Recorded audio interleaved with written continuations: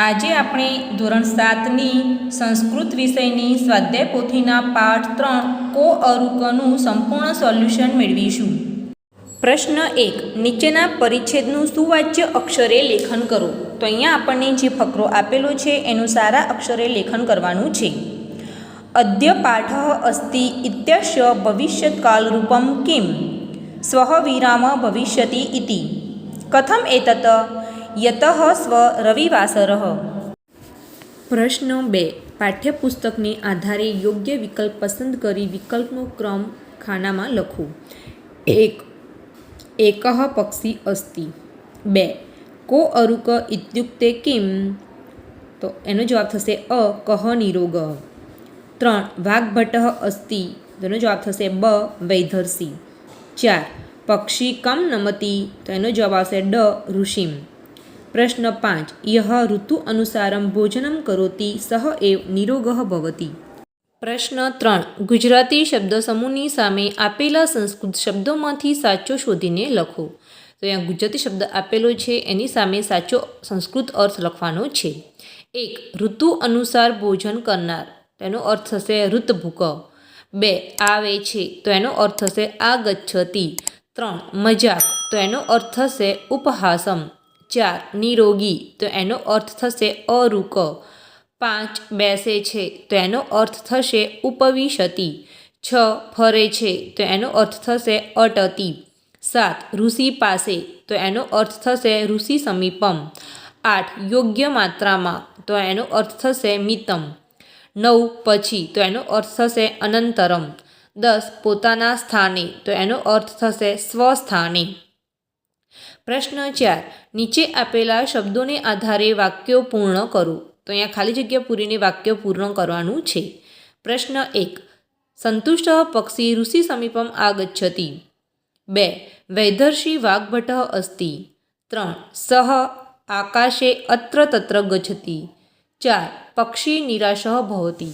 5. જનાઃ ઉપહાસં કુર્વન્તિ. પ્રશ્ન 5. ઉદાહરણના આધારે વાક્યો બનાવો. તો અહીંયા ઉદાહરણમાં બતાવ્યા પ્રમાણે આપણે વાક્યો બનાવવાના છે. ઉદાહરણ: બાલકઃ વિદ્યાલયં ગચ્છતિ પ્રાર્થના ખંડે ઉપવિશતિ ચ. 1. અતિથિ ગૃહમ આગચ્છતિ પર્યંકે ઉપવિશતિ ચ. 2. વાનરઃ વनं ગચ્છતિ વૃક્ષે ઉપવિશતિ ચ. 3. ભિક્ષુકઃ ભોજનાલયં ગચ્છતિ આસને ઉપવિશતિ ચ. 4. ભ્રમરઃ ઉદ્યાनं ગચ્છતિ પુષ્પે ઉપવિશતિ ચ. વૃષભઃ કૃષિક્ષેત્રં ગચ્છતિ ગોષ્ઠે ઉપવિશતિ ચ. 6. નૃપઃ અરણ્યં ગચ્છતિ રથે ઉપવિશતિ ચ. પ્રશ્ન 6. નીચેનો ગદ્યખંડ વાંચી તેની નીચે આપેલા પ્રશ્નોના જવાબ સંસ્કૃત ભાષામાં લખો. તો અહીંયા એક ફકરો આપેલો છે, એ ફકરો વાંચવાનો છે અને તેના આધારે પ્રશ્નોના જવાબ લખવાના છે. પ્રશ્ન 1. કહ એકમ એવ પ્રશ્નમ પૃચ્છતિ. જવાબ: પક્ષી એકમ એવ પ્રશ્ન પૃચ્છતિ. 2. કે ઉપહાસં કુર્વન્તિ.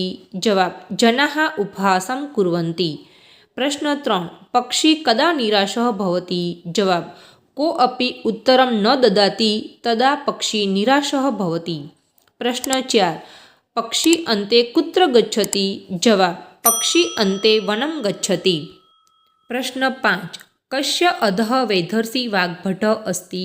જવાબ: વૃક્ષસ્ય અધઃ વૈધર્ષિ વાગ્ભટઃ અસ્તિ. પ્રશ્ન 6. કો અરુક ઇતિ કઃ શૃણોતિ.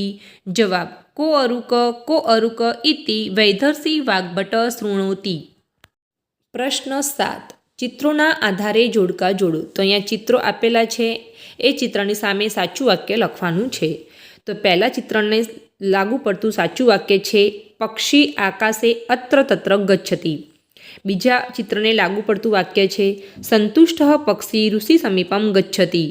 ત્રીજા ચિત્રને લાગુ પડતું વાક્ય છે સહ વદતિ હિતભૂક મિતભૂક ઋતભૂક ઇતિ.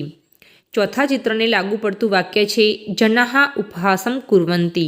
અને પાંચમા ચિત્રને લાગુ પડતું વાક્ય છે વૃક્ષશ અધઃ વૈધર્ષિ વાગ્ભટઃ અસ્તિ.